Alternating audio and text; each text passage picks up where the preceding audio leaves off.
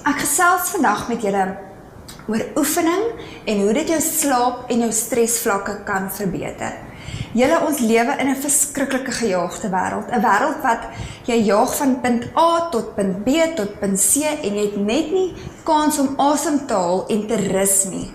Wanneer laas het jy teruggesit en net jou voete opgeskop en 'n lekker boek gelees en ontspan vir 30 minute aan een, sonder dat jou foon jou pla, sonder dat iemand jou roep of jou aandag nodig het, of sonder dat 'n kind moet kos kry of jou man aandag nodig het? Wanneer laas het jy net tyd gemaak vir jouself om te ontspan, om van stres ontslae te raak?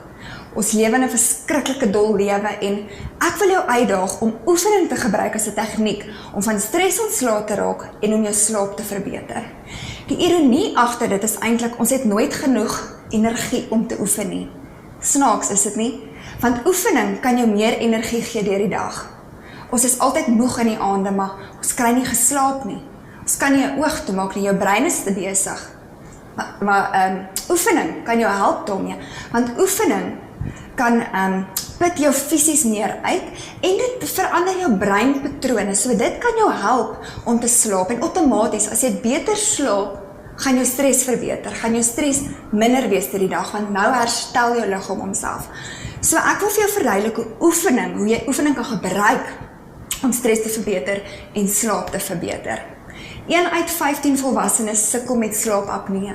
Dis verskriklik. Stres en inflammasie kan gesonde breinfunksie beïnvloed. Julle, as jou brein nie reg funksioneer nie, hoe moet jy enigiets deur die dag reg doen? Jou geheue kan negatief beïnvloed word as gevolg van stres. En slapeloosheid, oefening kan help daarmee om vinniger aan die slaap te raak, om langer te slaap en om ook beter te slaap, so die kwaliteit van jou slaap is beter. Oefening verhoog jou energievlakke deur die dag, so hierdie hele kringloop, alles val net mooi in plek. As jy bietjie gaan tyd maak om te oefen, prioritiseer dit, maak tyd vir jouself.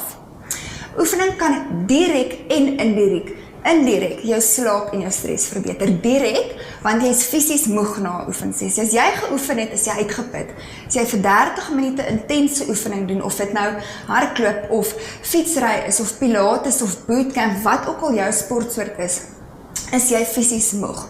Jy moet herstel na die tyd, so jou liggaam het sekere prosesse wat moet gebeur om te kan herstel. En dit gebeur wanneer jy slaap. So as jy moeg is, jy is uitgeput, wil jy slaap, jou liggaam herstel beter en jy raak ontslae van stres. Indirek beïnvloed dit ons ook op 'n positiewe manier, want oefening kan lei tot gewigsverlies. As jy miskien ekstra gewig het wat jy moet verloor, kan oefening jou daarmee help en jy gaan beter slaap as jy bietjie gewig afskit. Dis net bewys. Die endorfine wat in jou liggaam vrygestel word, ek noem dit altyd daai happy hormones. Daar is 'n klomp hormone wat vrygestel word en daai happy hormones het verskillende funksies wat dit in jou liggaam dan uitvoer. Kan dan ook van stres ontslae raak en jy slaap beter. So prioritiseer oefening, beplan oefening dat dit deel is van jou dag.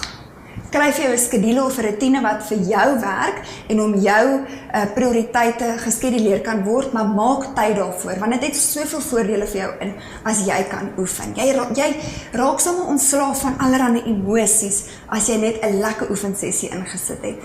Miskien kan jy tyd maak om in die oggende gou te hardloop voor jy met jou besige dag begin en die kinders moet wakker maak vir skool en die man en alles begin te gejaag, weet die A tot B en tot die C en tot die D, alles moet gebeur deur die dag. Skeduleer 15 tot 20 minute vir jouself in die oggend. As die endorfine deur jou liggaam vrygestel word na jy geoefen het, gaan jy gehoek raak.